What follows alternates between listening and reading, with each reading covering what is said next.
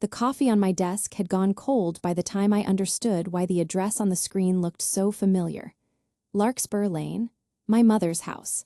My sister's name typed neatly into the caregiver line where mine should have been. I used to think the people who love you least are the ones who show it the least. That's not quite right.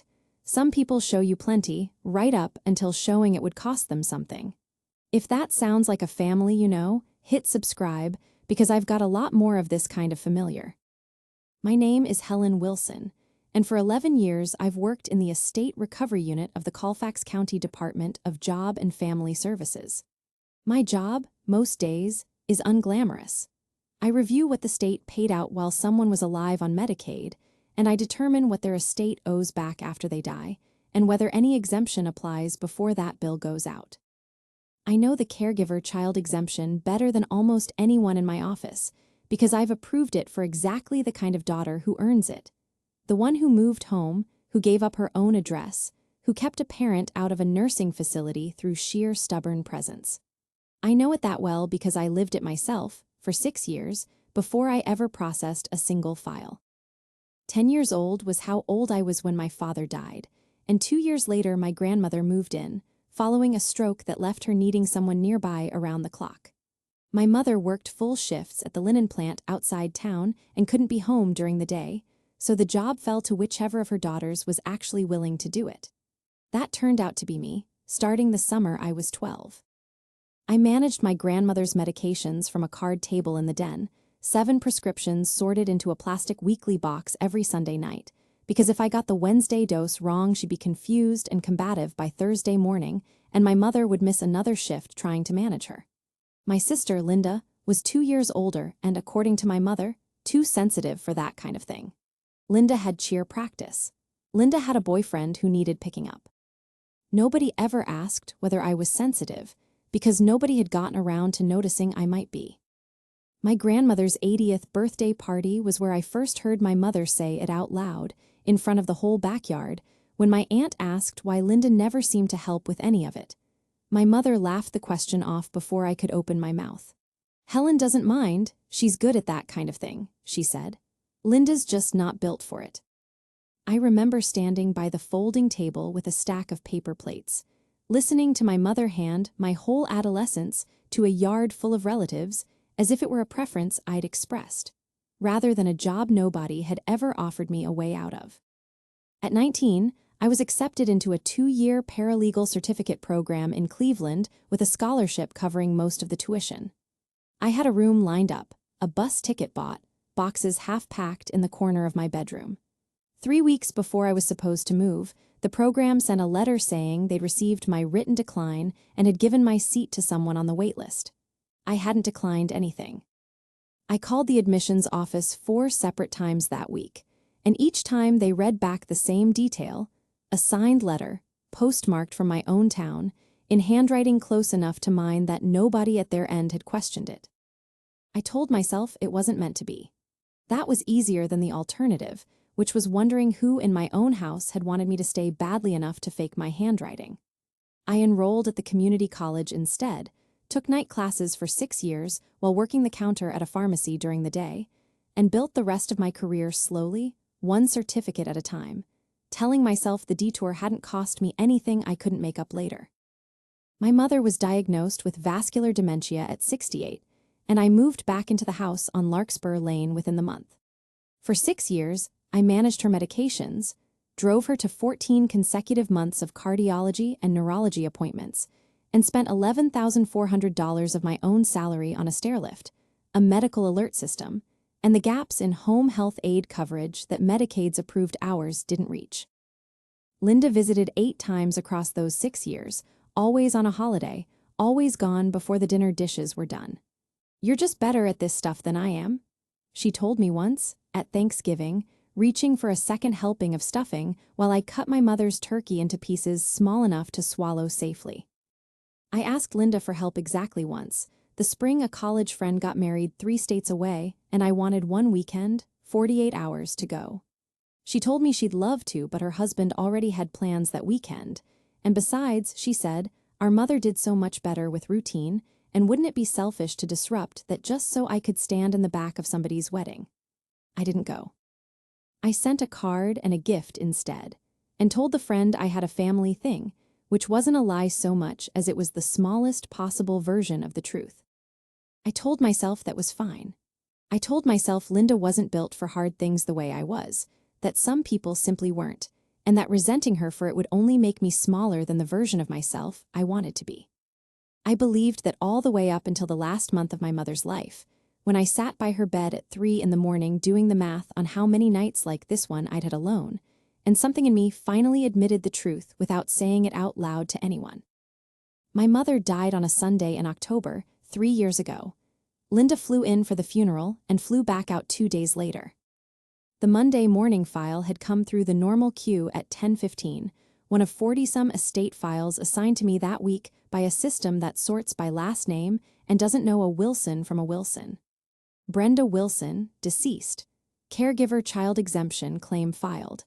I opened it the way I open every file, expecting nothing but a name I didn't recognize. 3 pages, notarized, sworn under penalty of law. That was the shape of it once I actually read the thing as a document instead of a name in a queue.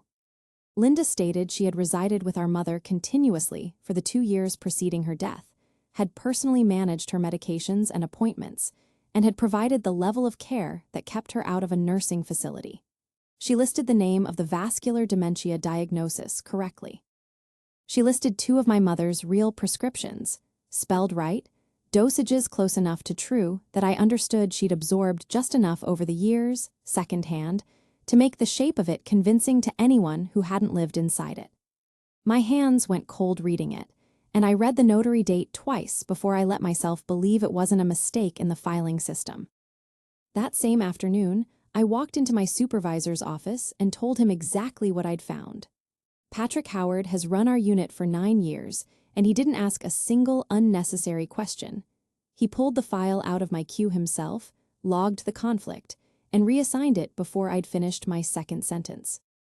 I asked to stay on as a records witness only, nothing more, since my name was already attached to years of county and home service logs as the household's designated caregiving contact. He agreed, on the condition that I answer only factual questions if it went to a hearing, and I told him that was the only kind of answer I had anyway. I did not call Linda. I did not call our aunt, or either of our cousins, or anyone who might have mentioned to Linda that her file had landed on the desk of the one person who could actually check it. There were nights that spring I sat at my kitchen table with my phone face down beside my dinner plate, wanting badly to just ask her, out loud, why, and I didn't, because I had learned enough about how these cases fall apart to know that the moment you tip your hand, the story on the other side simply gets more careful.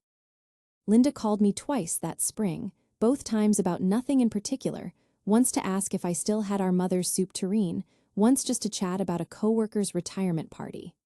I answered both calls. I asked about her kids. I did not once let on that I had read, in her own sworn handwriting, a version of the last 6 years of my life with my name erased from it. Hanging up after the second call, I stood in my kitchen holding a phone that had gone quiet and understood, maybe for the first time, exactly how long she must have practiced sounding normal around people she was lying to, because it turned out I could do it too, and I hated how easily it came. Pulling my own records took most of a month.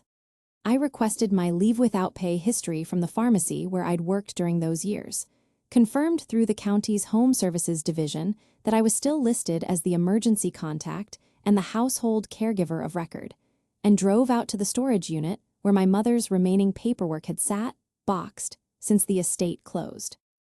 It was in one of those boxes, looking for the original weekly medication, logs the county required a designated caregiver to sign, that I found the folder from the paralegal program in Cleveland, and inside it, a carbon copy of the decline letter, with a signature close enough to mine to fool an admissions office 2 decades ago, in handwriting I recognized immediately, because I'd watched it fill out birthday cards my whole life. I sat on the concrete floor of that storage unit for a long time. I nearly called her right then, from the parking lot, with the letter still in my hand. I put the phone back in my bag instead and drove home. In the evenings, on my own time, at my own kitchen table, I built a private timeline of exactly what I could prove and on what date. a habit 11 years in this job had trained into me without my noticing, itemized down to the single afternoon. The day I signed the lease ending my own apartment, the receipt for the stairlift installation, the pharmacy's records of who picked up which refill and when. None of it went into the county's file. I wasn't the one deciding this case anymore, and I wasn't going to hand anyone a reason to say the daughter with a grudge had padded the evidence. I kept it in a folder at my own house instead, in case anyone ever asked me directly, which is exactly what happened 3 weeks later. I reached out to Monica Edwards, the home health aide the county had assigned to my mother's case for the final 3 years, and asked, plainly, whether she'd be willing to answer some questions under oath about who she'd actually seen in that house. I told her exactly why I was asking. She didn't hesitate. "I was there 4 days a week for 3 years," she said. "I know exactly whose signature is on those logs." I'd spent 6 years being the one nobody thanked, and 11 days sitting on a file I hadn't told a single family member existed. Drop a comment if you've ever gone that quiet on something that big. The hearing was held on a Thursday morning in April, in a beige conference room on the 2nd floor of the county building, the kind with a folding table and a flag in the corner, and a hearing officer named for the record but never once by her first name in front of me. Linda sat across the table with her husband beside her and an attorney she'd hired specifically for this, in a blazer I recognized from a photo of our mother's funeral. I sat 2 seats down, called as a witness for the county, with Patrick a row behind me and a folder of my own records in front of me that I had not once opened to prepare a speech. Linda's attorney walked her through the claim first, and for the first several minutes she sounded almost convincing. She'd clearly rehearsed the shape of it, the general outline of a woman who'd given up years of her life for a dying parent. She said she'd moved in during the 2nd year of the diagnosis. She said she managed the medications herself, every day, without help. The hearing officer's questions started plainly enough and then didn't stop. Which cardiologist had our mother seen for the last 4 years of her life? Linda named a doctor who had retired before our mother was even diagnosed. What time did the Wednesday medication dose need to be given, and why did that day matter more than the others? Linda said she didn't remember specifics, that it had all blurred together. Who worked in the home on weekday afternoons for the final 3 years? Linda said she wasn't sure there'd been anyone else there at all. By the 3rd question, Linda had stopped looking at the hearing officer and started looking at her own attorney, the way a person looks for a line to be thrown when they've drifted further from shore than they meant to. Her husband shifted twice in his chair beside her. I kept my eyes on the folder in front of me, unopened, because I had promised Patrick I would only speak when spoken to, and because some part of me understood that watching her flounder wasn't going to feel the way I might have once imagined it would. Monica testified next, plainly, without any heat in her voice. She said she had worked in my mother's home 4 days a week for 3 years and had met Linda exactly 8 times, always around a holiday, never once involved in a medication routine. She was shown the weekly log sheets the county required a caregiver to sign and asked whether she recognized the handwriting. "That's Helen's," she said. "I watched her sign it every Sunday I was there." When Linda's attorney asked if she could be mistaken, she said, evenly, that she'd been doing this work for 11 years and had never once confused which daughter was in the room. I was asked 4 questions in total: the dates of my leave from the pharmacy, when the county had listed me as caregiving contact, whether I'd ever discussed the exemption process with my sister, and whether I had any personal financial stake in the outcome beyond my share as an heir. I answered each one factually and sat back down. I didn't look at Linda while I answered. I didn't need to. I could hear, in the silence after each answer, exactly how much of the room had already stopped believing her. When the hearing officer finally asked Linda directly whether she stood by her sworn statement, she started crying before she answered, and what came out wasn't quite a confession and wasn't quite a denial. "I didn't think anyone would actually check," she said. "I thought I deserved something too, after everything." Her attorney asked for a short recess before the hearing officer had even finished writing that down. Linda's husband didn't move from his chair, but I watched his face while she said it, and I understood he was hearing all of it for the first time, same as everyone else in the room. The written decision arrived 11 days later. The hearing officer denied the caregiver exemption in full, cited the sworn discrepancies by name, and referred the affidavit to the county prosecutor's office for a fraud and false statement review, standard procedure whenever a notarized claim to a state program is found to contain material misstatements under oath. What followed was simple enough math that I could have done it in my head, though I still ran it properly, the way I run every file. The county's appraisal had the house at $170,000. The state's Medicaid recovery claim against the estate came to $60,000, which the sale of the house was required to satisfy first.